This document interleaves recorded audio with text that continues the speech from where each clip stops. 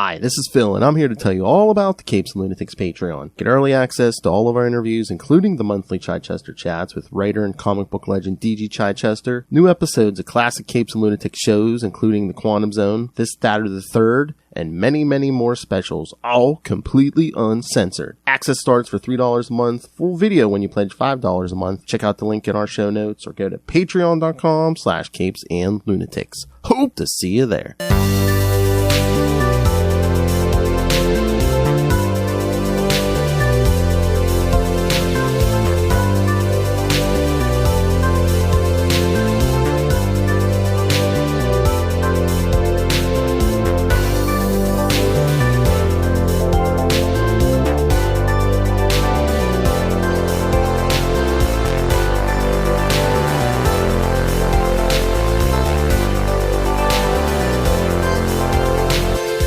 Me hearties, and welcome once again to Full Stream Ahead.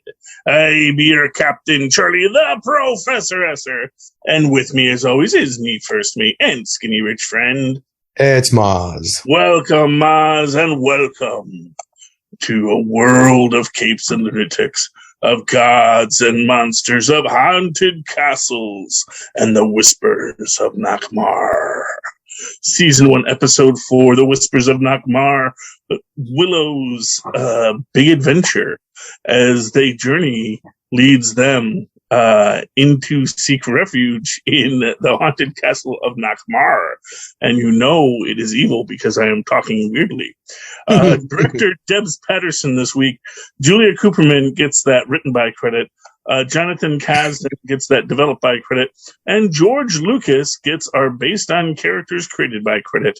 Meanwhile, John Bickerstaff gets that uncredited staff writer's credit because he is the hardest working man in show business. Meanwhile, back at the castle, our good friend Graydon Hastur has been infected by the Lich, and so they must chain him up and seek out a method to remove the Lich from him. But the only place that they can find that knowledge to remove a spirit of evil is in the tomes of evil in the very castle Nockmaar. Yeah, that was interesting to me. When they cut away to that, I was like, wait a second. Did they go back to the village to get this book? Because he says like, "Oh, that must be in this book," and I just happened to have it. But I guess it was a Castle of Evil, batteries included. And that was sort of that was his basic statement. It's like if we're gonna, there could be a spell to do that, but it would be a very dark and evil spell. And as luck would have it, I know where such a book might be. You know.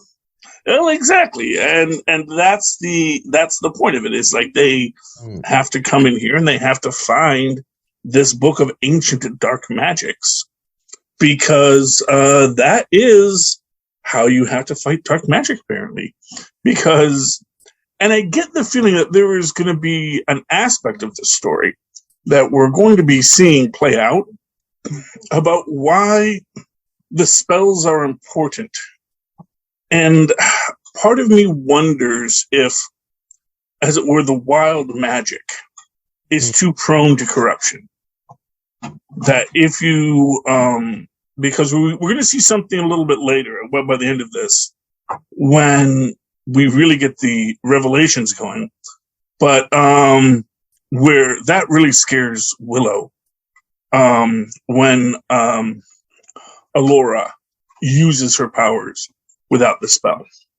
But before we get there, we're getting into the difficulties of this all. The need to create the tinctures and the alchemical concoction that we need to remove the threat from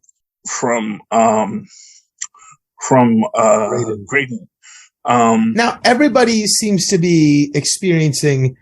What I found was interesting was that he was so involved with getting these tinctures and all these things together, but it didn't end up mattering at all. That's not how they solved the problem at all. So it makes me wonder, was it really anything he was doing at all? Or was he also experiencing some sort of a hallucination? Because I found it strange that everybody was experiencing this thing where they're revisiting their fears and revisiting things that take them off track. What if that also was something that his brain was occupied by, not by its own accord, but being influenced by something? Well, I think the book was real because other people are seeing it. Well, no, yeah, but I mean, he could have just been convinced that some spell is going to do it. And they went and looked up that spell, found the spell, but it was a fool's errand. I mean, it's possible. Although, it's hard to tell because it does seem to be working. And the real... So, and this is one of these things that kind of... When we're getting into this, there is a moment where because they're like just saying, well, we're going to have to kill him. And Allura doesn't want to have to kill him. And there's even a great thing about,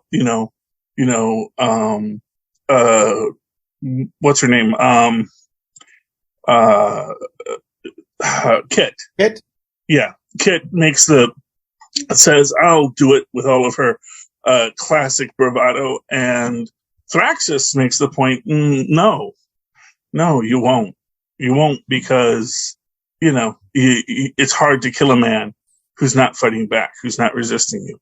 Who's not trying to kill you. Right. Yes, exactly. I just found that like right off the beginning, they open up with the memory of Kit knowing what her bloodline is. Right. So I was like, oh, that's really fascinating. And it puts a whole different spin on why she has such bad feelings towards Allura. Because deep down inside, she knows she's not worthy of this. She comes from the evil that they're supposedly going to try to fight. And Allura is and it puts a whole different layer of why she doesn't. She's just racked with sort of guilt. And the way she deals with it is by being distant and aloof and too cool for school. Yes. And that does appear to be the case, without a doubt. And I think that's also kind of cool in its own right too. That she is cool or kind of cruel. Kind of cool. Oh, okay.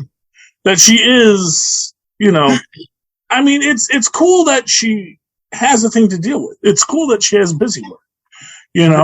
Right. But man, it's easy to not like her.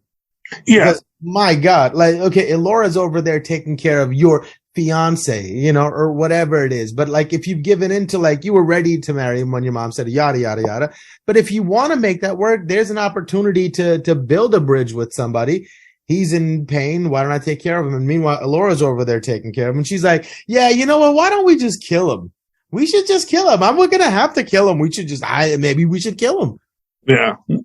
Well, exactly. And this is the problem we're dealing with. Kit definitely has issues, and she doesn't know how to deal with them at all. And that is really the biggest problem of the whole thing. As we're going through, everyone is having these visions. Everyone is seeing what they think they are seeing. And it is interesting. But what was interesting to me was when they tell Allura that she has to do this, that she's the only one with the power to cast out the evil spirit. She says, I can't do that. I couldn't even get the huckleberry to grow. And when she says that, they cut to Kit and you see this little smirk on her face, which is, again, something that just makes you not like her. On a very deep and emotional level, you just don't like her. She is clearly not helping the team.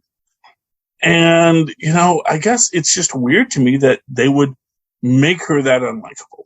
Yeah, I guess, they got to walk the journey from somewhere to somewhere, right? So yeah, from where she starts. So, it's pretty ugly. Yeah. Well, she is, I think this is something that is interesting that we do see in a lot of shows, where they want to make some of these characters seem more real. And part of being real is being kind of a jerk. And that there are a lot, especially when you're dealing with teen characters, they will be jerks. They will be jerkwads. I gotta say, I gotta give up kudos to the actress who plays that character because, man, she's sticking it up. Yeah. And that's the thing that is what she's doing, and she's doing a good job at it. So good for her. Good for her on all those levels. Is another great little moment. It must have been fun, like, coming from the actor's perspective, to play those moments and to play those emotions. Because then, like, it was such a cool moment, I thought, when she's talking to, what's the name of the girl that they have the hots for? Jade. Jade. She's talking to Jade, and she goes over there and she tries to comfort her by saying, hey, you did what you had to do. But you did get the sense that she was trying to justify what she just said out there. I was trying to make her see we all would have done, so it's not, I wasn't a bad person. Maybe we should kill him. Yeah. Well, and of course doesn't even comprehend what Jade went through when she had to kill him. Right. And I love that she throws it in her face, and she gets it thrown in her face several times this episode. First here from Jade, but she's like, man, stop being a poser. Leave me alone. Can I just go deal with it? I don't have time to pretend like you're somebody. Leave me alone. I was like, wow. Yeah, and that's what it comes down to. This is as much, I think, about Kit's journey as it is about anyone's. Because I do know that it is eventually going to be Alora's, and we are going to see everybody's backstory unfold. But what I really thought was neat is we do see Alora's birth. And we see Alora's mom looking at her. And at the birth, we see Alora's mom. And it actually makes me want to go back and watch Willow again. Because there was a part of me that was like, wait, did she say those lines in the original film? Did she say, I see her fully grown and she is standing and she is going to destroy you? And that would be cool. That would be cool. And it would be just a really great way that they would just slice that all together. Yeah. And I really enjoyed that, quite frankly, because it was such a nice scene. It might not be in the movie. We might not have actually even seen Alora's mother in the film, but I felt it was just a really great thing. And everything looked like it was from the original film. So if it wasn't in the original film, they did a really great job reproducing the original film. And I love that there's so much of it that is just pulled from that original film, that you see it replayed and they make it look real within this world. And that's a cool thing, and you also see a lot of, the way that the castle Nockmaar is getting into their brains and looking for the weak spots and exploiting them and playing them out. But one of the things I thought was so interesting was Graydon, when they remove his shirt and they see all this scarification all over his body. In some sort of sigil. Yes, exactly. And he's like, I was very sick as a child. Something shameful. And then when he sees a vision of his father says, give me back what you stole from me. What does that mean? Well, we see that later, because we see when Willow does eventually. Oh, you mean the older brother? Well, we see the older brother. Yes. So clearly that's what the father meant. You took from me my eldest born. Yes. Okay. I thought maybe there was some weird dark power that he was harvesting and somehow he got it and the father didn't, or something like that. No. I think what it seems to be is obviously he and his brother were up in the tree. Right. And he, of course, was the weak and small child. And his brother tells him there is so much more to being a king than just being strong. And that you are far smarter than I will ever be. And, but don't worry, you can do this. You can accomplish what you need to. and then says, "And don't worry, I'll catch you if you fall."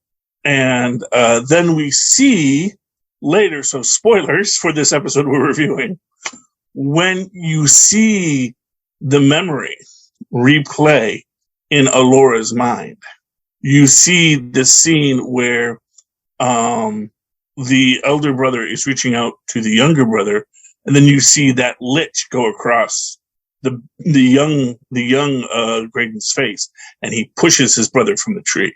Now, so was the lich there with him the whole time? Well, that's the question. Is that how he has been told to remember it?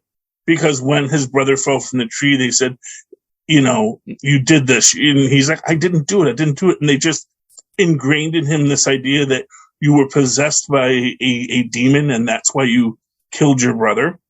Either and that, or they're trying to set up an opposite end of the spectrum's love story between Alora and Graydon. That's a possibility too. I do think that one of the things we are going to see by the end of this is possibly Alora's temptation by the dark side. That there is this reality that, that Bathmora and the others, they're tools for the crone, but what the crone really wants is to corrupt the light within Alora.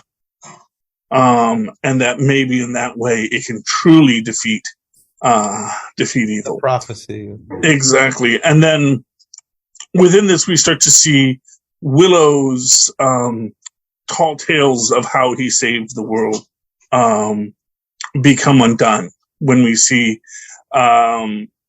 effectively that he had nothing to do with Bathmora's death, that she just got distracted and knocked over her own spell and got struck by lightning. That it was really just wacky circumstances. He Kramered his way to a win. Yeah, well, a win's a win, Mozz. Indeed. A win's a win. Indeed. Can't take that away from nobody. No, and that's the thing. But you can tell that he feels like when he tells people the truth, that he fears he won't be respected. And he fears that, and this is the thing, these are all the fears deep within us, the things that hide us. Now we know he is a sorcerer with some power. We have seen him smack people back with it, though it takes everything out of him to do it.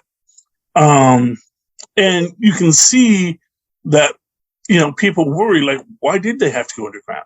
And the probable short answer is because you didn't extend the borders of your bad magic keep out to include our village, So, and I'm guessing they didn't want magical people like short beings, being in their walls. So, yeah. As you break it down, there's probably a lot of little things you go, oh, okay. Maybe they're not as good and noble as they appear. Right. Kid is having to confront that, be like, am I the bad guy?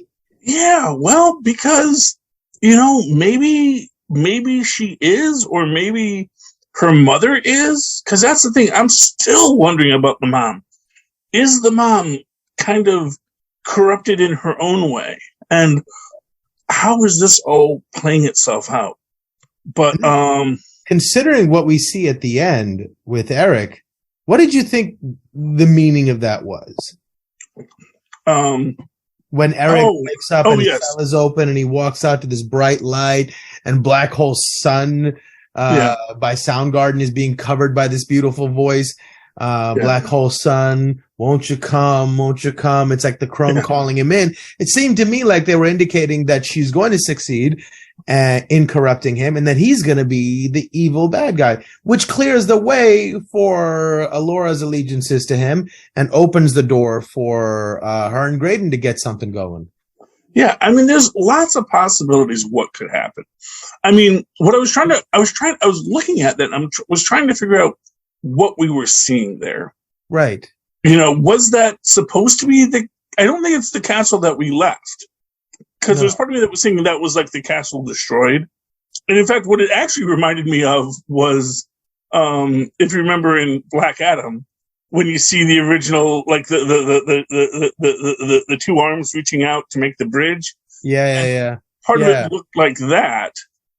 I don't think we saw that in the original thing of this. So you kind of get this idea that he has been left alone here, and it is that loneliness that, of course, may well corrupt him. It's that magical purgatory world where they send people that they don't want to deal with. Yeah, or will you have to face yourself? Yeah. And what is more frightening than that? But yeah, so it does come up that basically there's some great little working bits here where basically they can't find Deadly Nightshade. Willow says, if you don't have Deadly Nightshade, this won't work. And then Allure basically says, here's what we can use as a replacement. If we get a possum bladder, we can cook that down, because all they do is eat Deadly Nightshade berries. So all the essence of Deadly Nightshade will be in the bladder. I don't know if that's true, and I don't know if that's why it didn't work. But at least the pseudoscience is pretty sound. I appreciate it. I was like, hey, what a scientific way to think about things. I loved the solution for that. That was great. Well, exactly. Well, and this is the advantage of growing up in the kitchen. And in fact, like repeatedly, we see that because she grew up in the kitchen, she knows how to do certain things, and she knows how things fit together, and she knows how to extract what you want to extract. And if you're looking for extract of Deadly Nightshade, well, this is where you would find whatever you're extracting from it, because it's going to be in the bladder of the possum. So, cooking is quite close to alchemy if you do it well. Yeah. Well, exactly. And that's what they do here. And I do think it does work, because it clearly is causing Graydon pain. Yeah. I did find it interesting that Thraxus is so obsessed with picking the lock. Borman? Thraxus Borman. And picking the lock. Yeah. And I love the little red herring they throw your way that you kind of confuse. You don't know what is going on, because are they hallucinating? Is there some sort of evil power? Or underneath the castle, is there a giant spore of psychedelic mushrooms that's sending out spores that's making everybody go crazy? Or was Borman really drunk on that, whatever was in that ancient bottle? Right. So you don't know where any of this is coming from, which kept you on your toes. It's kind of cool. Yeah. And, but it's also interesting because he actually doesn't get anything he fears. The only thing that really sets him off is realizing that he doesn't have the battery for the shield, for the armor. That's interesting, because everybody else is motivated by fear. They're motivated. What makes them move is to run away from something. Borman's the only one that what makes him move is curiosity. Yeah. Like he's running towards something. That's how you move Borman. Is moving towards something. Everybody else, you move them by showing something that they should run away from. Yes. Or like I said, but Borman, it's greed. It's like, what is behind the door? Yeah. What's behind door number 1? And you hear all of the, and I just love, because it had all these like layers of whispers, and you can't quite make out what they're saying. But it's like, some of them made it sound like there's something scary behind the doors. Other made it sound, "Ooh, come on over, Borman," And it is interesting how they play it, and you can see that it's really messing with his head, But we do see Allure come back after she has run away, and she's had her own adventure where she sees her mother and has all of those flashbacks. And we see that Willow is gone. And Graydon is fine. And he basically says, the good news is he got it out of me. The bad news is it went to him. And now we have to do the ritual on Willow to save him. And, you're the only one that can do it, Allura.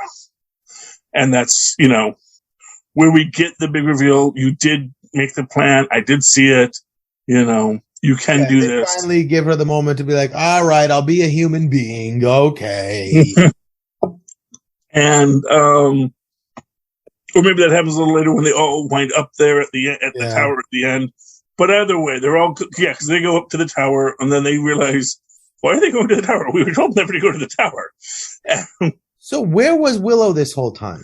Willow was, I don't know. I guess maybe Willow did get pulled away by something, or maybe as he was doing the magic, Graydon broke free.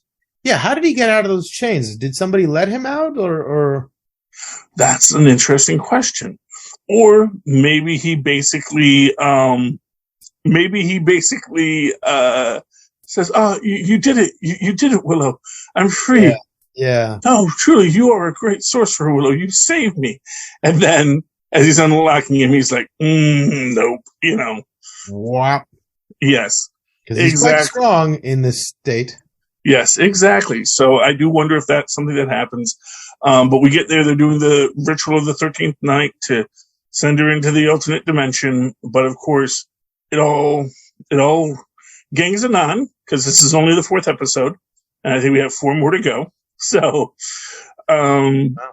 yeah, well, it's a good series, but it's a short one. It's just enough to get you tempted and interested. And then we'll move on to our next show after that.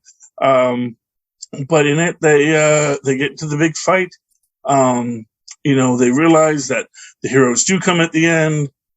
And, Will says, "I'll defeat you just like I defeated Bathmore the last time with my friends." Because the power of friendship, Mozz. And ghosts. And ghosts. And they do defeat him. And that's where it gets to that point where Allura uses just the power and pulls the leech out, has it pass through her, and burns it off. Is that what happens? Yeah. Because you see, she goes up to him and just, I thought it went into her. I thought that's how the lich moved. It went from him to Willow, or no, it actually didn't. That was just all a big game, right? It was a big ruse. Right. It goes from Graydon to Allura, but then you see it sort of burn out of her back. And at first I'm thinking, whoa, what's it going in here? But when it sits in there, her own magical defense is just like, I'm Allura Cannon, man. Don't F with me, you lich. And throws him out. But we do see Willow go, no! Because why? Well, because he's worried that pulling in the lich might corrupt her. Yeah, and it probably sends out a GPS tracking signal when she actually uses her powers without the spells. The spells are probably a way to harness the power anonymously. That's a possibility too. Yeah. There's a lot of interesting possibilities here, Mozz. And I will say this, I'm really enjoying the series. I think that it really, it's one of these things. It's a really good series, but it's not getting anyone up in arms. Good. It's not getting everyone wound up, and so it's just losing that fandom engagement. That it's also 8 episodes, and that's what you get when you put everything out at once, too. Or did they not put this out at once? I don't know. I really don't know. And who knows? Maybe there's more than 8 episodes, and we're just catching up with it.